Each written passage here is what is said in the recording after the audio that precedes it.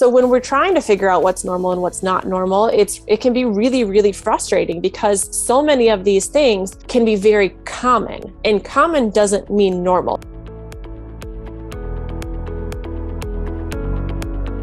All right, Brooke, I am so excited to have you on the episode today. I know you and I have done a podcast swap, and it's just so fun connecting with other women who are in the same vein, that think the same way, but we have very different perspectives in different areas and expertise and all of that. So I am super excited to have you here and to be able to share your knowledge and tools with all of everybody listening today. Yeah, I'm excited to be here. And I am all for women talking more and more about our hormones and how they impact how we feel.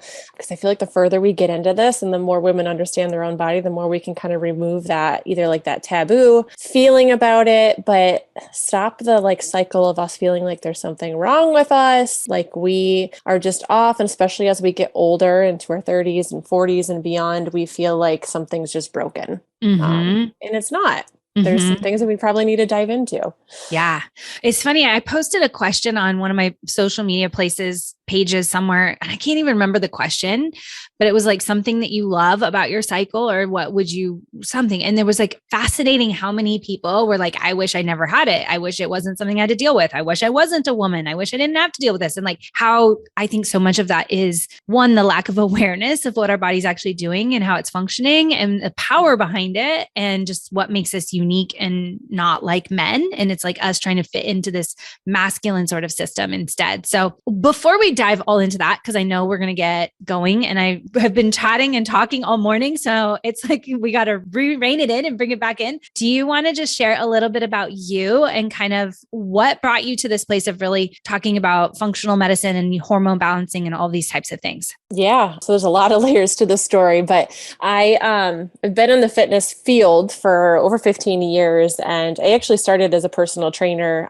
in my young 20s. And like most girls in their young 20s, probably cared a lot more just about how I looked in a bathing suit than anything else. And a lot of my nutrition choices and things were based off that. But as I got further and further into my career, I started to really dive more into how are these things making me feel? And about midway through my career, I had a big life-changing moment when my dad passed away from cancer very suddenly and very unexpectedly. And it was a massive trauma in my life, just the way that it all kind of transpired. And I had some things underlying, and my dad passing away was like the straw that had broken the camel's back, now that I look back at it. But there were some things underlying that I did not pay attention to because I dismissed them as normal because they were so common. And all of those things that were there and kind of compounding in my body. And then my dad passing was the straw that like set it all off. And within 4 months, I had gained like 20 pounds unexplainably. I started to really feel the negative impacts of what my hormones could do if I didn't keep things in check and support my body. And it was a long journey after that of like everything kind of going haywire, of healing my body and working back through those things. But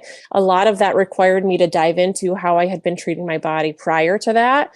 And in my mid-teens, I was put on birth control for PMS and acne, like a lot of other teenage girls, without any question of, well, why are you experiencing this? And, what's going on? My periods were so painful. I was taking it because of that. And I started feeling side effects from the birth control and was starting to get dismissed of, the birth control really won't do that. Or I started to, to tell myself like, well, what's wrong with me? Why am I feeling this way? Which led to cycles and cycles of, kind of ignoring digestive symptoms and things that I was experiencing until I was really forced to deal with it. And I was starting to see how much all those things were playing a role into what was going on. And at this point in my career, I really just had a certification to talk basic level nutrition with people and my personal training certification in various realms and specialties, but not enough on the women's wellness and health aspect. So I actually went back to school I debated going the dietetics route, and I ended up going the functional nutrition route because what I really wanted to be able to do with women was to get into, I always have been the person to ask why. Why is my body feeling this way? Why did this just happen? Why, am I experiencing these symptoms? And the functional route really allowed that question to be asked and to dig into. So I went through an intensive functional nutrition therapy practitioner certification and course, and it allowed me to really start to be able to run functional labs on women and to really dig into, all right, how are these things coming up and transpiring in your body, and what are the things that we can do from a nutritional, from a lifestyle, from a movement standpoint to get you feeling really good so that we can actually get these things to go into a better direction, and how are these symptoms impacting you? So it all started from my own experiences, but started seeing a lot of those things transpiring into my own female clients. And especially after having kids, seeing how unsupported women were in really understanding and supporting their own body. Yeah, so much. And I love that, like your question of like, why is this Yeah. happening? I mean, we can ask that question about anything, right? If it's business, if it's life, if it's kids and whatever, is starting to ask that question of like, why helps us really get down to that root cause of what's actually happening under the surface, and not just the symptoms and the things that we're seeing on the outside, and really create more of an impactful change than when we're just looking at the symptoms or just looking at the bigger pieces instead of really looking down at those more root parts of us. And so I cannot wait to dig into this a little bit more. I know you and I had chatted about diving into kind of that question of, okay, I've taken those surface level pieces and I've started to implement my cycle and started to track. I've started to put maybe some of my life strategy, like productivity and things like that, in where my cycle's at, but I'm not necessarily seeing the changes that I want physically. Maybe your cycle is still really irregular, or maybe you're feeling really like your energy doesn't match with where you're at in your cycle, or things just feel like they're off. Yeah. So what are some of those biggest things that you see women kind of struggling with in that terms of when things are just not matching with where they feel like they should be at? Yeah, I hear this one often too. And it can be a really frustrating experience. And the way I kind of explain that we work with people is we're kind of that bridge between like your typical approach to things and then working with your doctor. And we're kind of that bridge in between, because I'll hear a lot of women say like, well, I'm symptomatic. I'm not feeling 100%. Something just, I can't pinpoint it, but I'm just not totally feeling like myself, or like I know I should. And you'll go to your doctor and you get your blood work done and they're like, everything's fine. And, we look at it from a functional standpoint. When you get your blood work done, especially on your hormones, your blood work is only a preview of your hormones at that day and time of your cycle and when you had it done. Hopefully it's done on the 21st day at least of your cycle if you have a regular cycle, so we can get a better picture, but it's still only of that day and time. And as a woman, we have this full on average 28-day hormonal cycle where if they've done cycle syncing with you, right, they're aware that their hormones, especially your estrogen and progesterone, are doing this little dance with each other through the month. So if we're only doing it in that one follicular stage or luteal stage on that day, we're only going to get a picture of that hormone on that day. We don't know if it's rising, falling, where, what's going on. So a really good thing to dive into is really looking at what's going on the body in the whole month. And the biggest thing before that is your hormones are secondary. So your hormone response is going to be in result of something else. So if you look at, I think of like a triangle, and we explain it to our clients as like a triangle of function. This is not by any means a medical term, but like the top part of that triangle is like your thyroid. So this is your metabolic function. And a lot of times we don't really know what our thyroid does, but your thyroid is actually really responsible for your overall metabolic function in your body or your endocrine system. And so I like to explain it to women as like, if your thyroid's not functioning appropriately, nothing in the rest of that triangle is going to function appropriately. So we need that thyroid to be nourished and be in a good place. So we can look to, all right, is the thyroid functioning appropriately? But even your thyroid can still be a secondary response. So the other three areas that we'll look, one of the other corners of that triangle is your sex hormones, right? So we can see what's there. But the two big ones that can really play a role would be your gut health and your adrenals. And so essentially how we're responding to stress and how our body is filtering and supporting the things that are going on through our gut health. And a lot of times when we look at our gut health, this is like the center of that triangle and what could be one of our biggest culprits. And a lot of times women are like, well, I'm not experiencing bloating, or I go to the bathroom every day, or I'm not getting gas, or, anything along those lines. So we think everything's fine. And that's not always necessarily the case. We think that we just eat food and then we poop it out, and that's just what our gut does. But actually what your gut is responsible for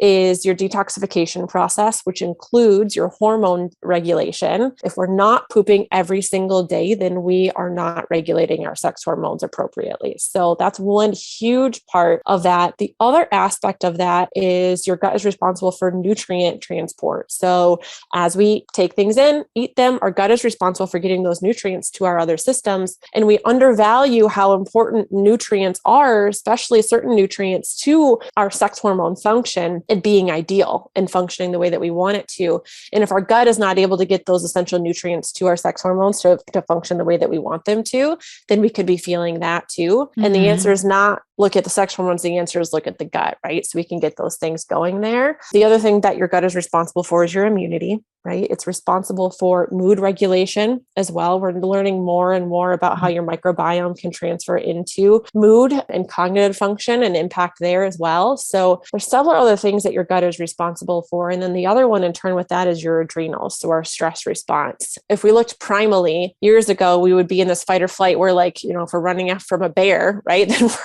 we're in flight, right? Otherwise, or I'm sorry, we're in fight, or like otherwise, we're usually pretty good. But in today's world, and especially as a woman, if we're not working in conjunction with our body's getting this like slow drip of stress every single day. And, in our young 20s into maybe our late 20s or so, that slow drip of stress every day, probably not that big of a deal. Like, right, we're not feeling those symptoms as much. Those symptoms might present as like, maybe I have a little PMS. Maybe this was a little off this month type of a thing, but we're not really feeling it until I start to see it in women when we're getting into our 30s and our 40s. We think it's because of the kids. We think it's our age, but really it's that compounding impact of that slow drip of stress and us working out of alignment with our body, us ignoring those symptoms that we were experiencing then, and then years of that compounding. And now it's starting to come to head and your body's starting to like scream at you and talk to you. And the way that our body talks to us is obviously we can communicate through words, but those symptoms is how our body is telling us something's not right?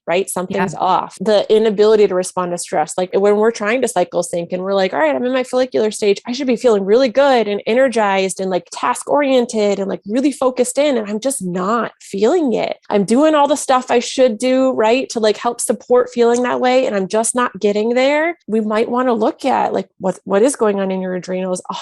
Is your body handling stress? How are those hormones supporting you? Because we think we have just sex hormones, right? But we actually have a lot of other hormonal processes in our body that work in conjunction with supporting that stress hormone response or that sex hormone response too. Yeah, so good. There's so many different pieces here that we could unpack and kind of dive into deeper. And I love kind of this conversation about the gut because it is so important. And like there's so many, I know when my husband had his brain tumor, I did a bunch of research on the brain and things like that. And even I think this is my prediction is that 10 years down the road, like the gut is going to be the center of most of our research. But on another tangent, I know a lot of women, like you talked about, like your body is screaming at you. And if you're listening to your body, you're going to see these symptoms. But I think a lot of times there's symptoms and things that are happening that people think are normal, right? Like our society, our medical system, like everybody has kind of touted like these symptoms are normal. And so I would love for you to kind of dive into a little bit of like, what is normal and what was abnormal and what should people be looking for in terms of raising those little bit of red flags that, hey, my body is actually speaking to me. I need to listen. Yeah. Oh my gosh. The amount of times that I hear on a weekly basis from someone of, I was telling my doctor this, and this, and he told me it's just because of my age, or it's just because I have kids. And this is just what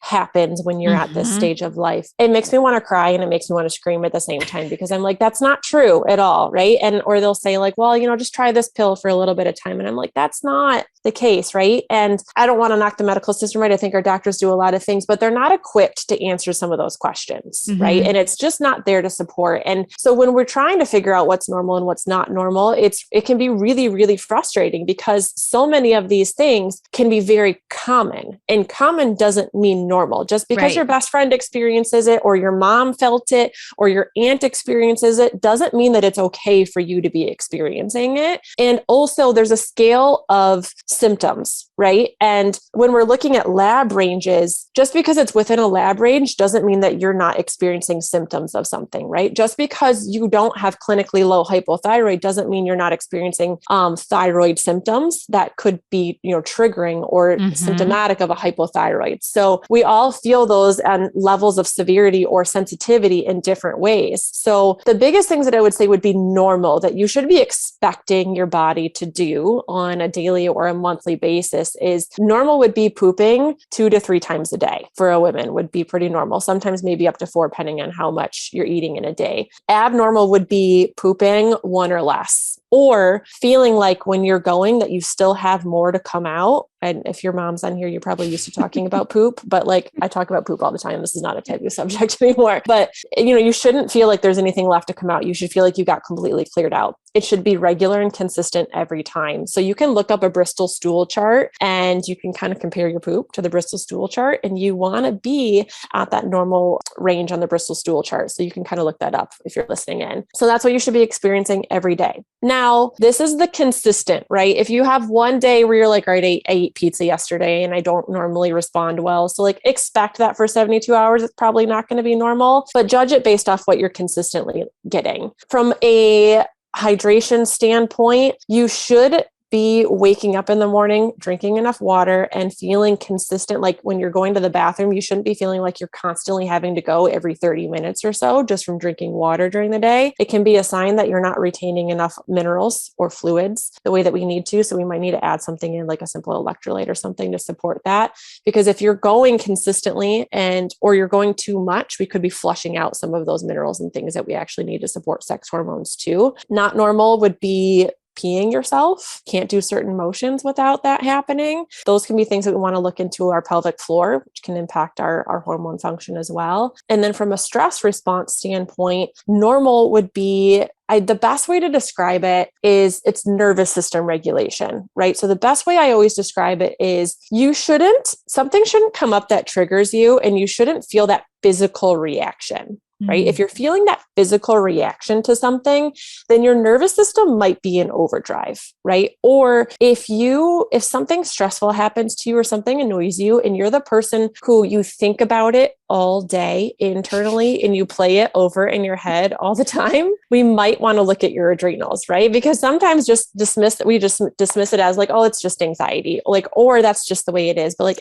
anxiety is actually not a normal response, right? You shouldn't be experiencing that. And it might be because of your gut. It might be because of your adrenals. There's something in there that we should look into. From a hormonal standpoint, you should be able to physically know that your period is coming. Right? We should be able to physically feel like, all right, there's a transitioning happening here. I might feel like my body's getting ready to shed some blood, right? Like shedding my uterine lining. I'm going to feel that happening. It's not going to happen right without something being experienced, but you shouldn't be feeling severe cramping. You shouldn't be experiencing bloating. You shouldn't be experiencing acne. You shouldn't be experiencing severe digestive changes. You might feel some mood shifting. Like around my period time, I don't want to be touched, right? Like I'm touched out. I just want to be left alone. Like that's actually kind of normal, but it shouldn't be where like if your husband touches your back, you snap at them, right? Like it shouldn't be severe mood swings or ups and downs that you're experiencing in there too. These are some of the most common that I hear about. And then the biggest one actually from a nutritional standpoint that I hear is I'm getting a lot of cravings or I'm like ravenously hungry around my cycle. You actually should not be experiencing that. And there's a reason you do. Your progesterone is a prothyroid hormone, so you can actually feel that metabolic uptick. And when you're experiencing that like ravenous hunger or cravings, or you feel like you're making love to a pan of brownies, right? A lot of it is because you didn't honor that hunger satiation need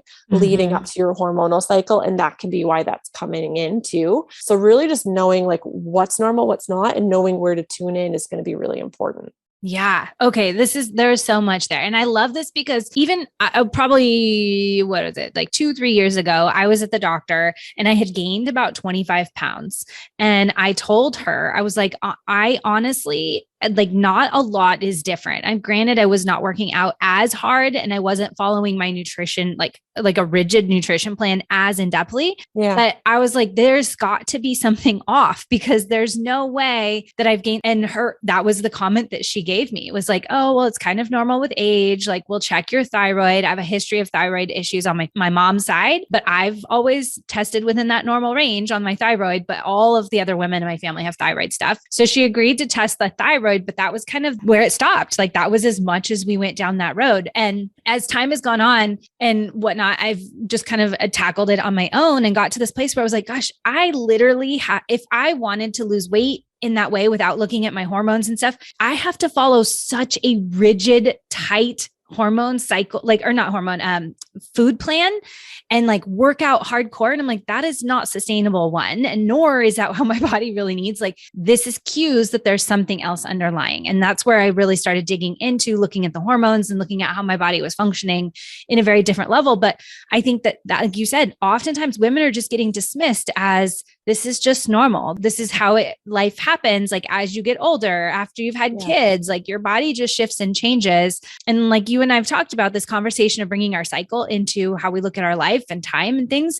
This is the conversation we also need to be having in terms of what is considered normal and what do we need to be pushing back on and digging a little bit more in. Yeah, this is, everything you just experienced is what I experienced and what kind of like led me down this. I was already in the fitness field and I had gained that 20 pounds within 4 months. And I had gone to 3 different physicians, and one of them, I knew enough to know that I wanted a deeper thyroid panel than most physicians would do. Your average physician is usually going to pull TSH and T4 in your thyroid. If you've gone, always make sure you're asking for T3 at the absolute minimum, TSH, T4, and T3, because T3 is that actual active form of thyroid in your body. And they were pulling my TSH and T4 and they're like, everything's fine. And it wasn't, because I wasn't converting T4 to T3. And I actually had clinically low hypothyroidism because it had gone on for so long, but no one was actually checking the full levels that needed to be checked. And then the other things that you can look at too is like your Tpo antibodies or your Tg antibodies, which can be signals of like a Hashimoto's if it's an autoimmunity. But that's from a thyroid standpoint. But I remember going and I would have people say like, well, are you eating gluten-free or are you doing this? And I'm like, are you kidding me? Like, nothing has first of all, being gluten-free is still going to be the same calorie range, right? So like, I would still be like not gaining weight or losing weight. Like, even if I ate a pizza that was gluten-free or non-gluten-free, right? The calories are probably the same. So from that standpoint, that doesn't justify. I would tell people, I'm like, unless you started eating pizzas and cheeseburgers every night and all of a sudden you feel like you're gaining weight and it's unjustifiable, then there's probably something deeper that we need to look at. Because unless that just became your habit, right? Unless you just threw it all out the window, stopped working out, stopped taking walks, stopped eating food that made you feel good, right? That's probably not why you're gaining weight.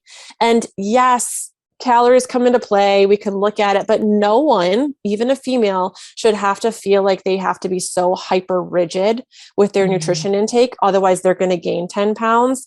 I always joke, like, this is actually probably one of the biggest what's normal, what's not, right? Like, you should never look at a cheeseburger and feel like you gain 5 pounds. Like, that's actually not normal at all. But I have a lot of women who feel that way, and you shouldn't.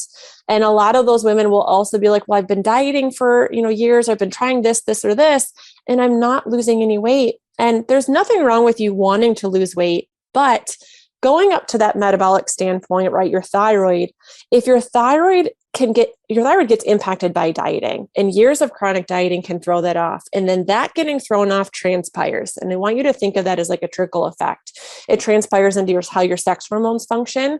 Your thyroid being slower means that your gut is going to be slower, which means it's going to detox slower. It's going to filter those hormones slower. And your body's ability to respond to stress is going to be slower.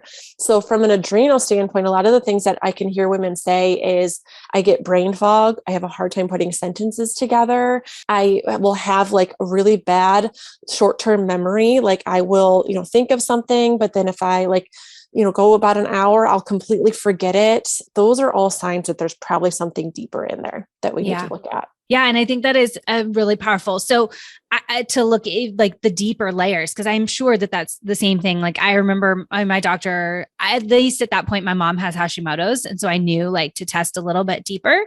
But then even a few years later, I had this experience where I started getting rashes on my face and they couldn't figure out what it was. And I went through series and series of testing and autoimmune labs. Same thing. I had to push to get all these labs run because they're like, well, no, I don't think it is autoimmune. Well, this is not normal. And, series and series and series of testing before I figured out what was happening in my body. And it was a series of allergens that had developed out of nowhere. And now I know it's not out of nowhere, right? Going back to the gut. And so looking at those places. So if you were to give one person or one piece of advice or one starting point in terms of where to start and what to do for me, going back to that gut health was the pivotal place that I started. But what would you recommend? I'll usually say right, if you're starting to experience symptoms and you don't know if this is a consistent symptom that you're experiencing or if it's a one-off symptom, start tracking your symptoms. Start paying attention to just like you track your cycle, track your symptoms. All right, I know every month around this time I'm experiencing this, or I know every week around this time I'm experiencing this. And then look within 72 hours of that symptom. Look at how did I sleep? What was my food intake? What's going on? And if you can't correlate it to something, we probably need to dig deeper, right? If you're feeling digestive dysfunction and you can't say all right, I ate ice cream 3 days ago and I don't normally feel good from ice cream. Okay, well, we probably know why, right? But if it's something you're experiencing a lot and it's been months that you're not pooping regularly, I get this one a lot from people of well, I've always been this way. And I'm like, no, you haven't. That's just all you remember from being that way. So it just means that that's much longer that you've been dealing with that. And it's still not normal to be experiencing that. So track your symptoms, pay attention to the symptoms that you're experiencing. If you do go to your physician, ask them to dig deeper. You have every right to ask for that.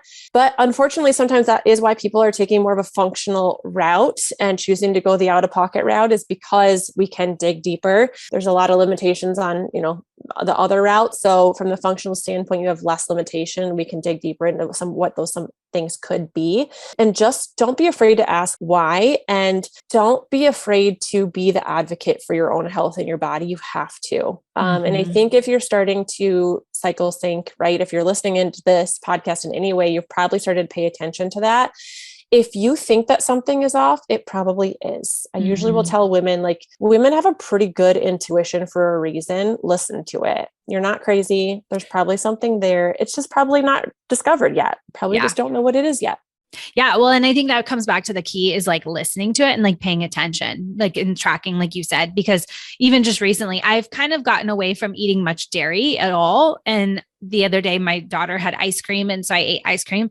And within an hour, I had so much gas. My husband was like, what did you eat? And I was like, it's the ice cream. I guarantee it's the ice cream. He's like, you can no longer have ice cream ever again. And then it was 2 or 3 days later, I had another bowl of ice cream, same exact thing within literally within an hour of eating the ice cream. But I think oftentimes, like you said, we're maybe not paying attention to those symptoms and we're not paying attention and aware. For me, I am very aware how dairy impacts my body. And do I stay away from it all the way together? No. But when I do, it's oh, there's a huge red flag. But if you're consistently, like you said, getting that hit all of the time, it may not be as aware of what those things are.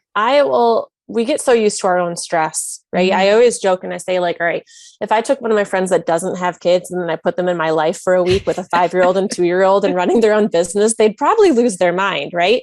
But I am used to that stress in my life. My body's adapted to it. My life is adapted to it. I know how to manage that aspect of my life. You're used to your stress. You live in it every single day, which also means your symptoms are a physical stress. You're used to your physical stressors because you live with them every day. So to you, that's totally normal. Now, if you take that stress away, right? If I love my kids, but if they went away for a week, right, I would experience how quiet it is around here and how everything stays clean and nothing gets done, right? But the second you add that stressor back in, is probably not a great comparison, but the second I add my kids back in, right, my house is going to be messy again. Things are going to be louder. And so you're going to feel that stress again, right? So if you took dairy away, you may not feel this like dramatic, like, oh my God, I feel amazing, like the next day, right?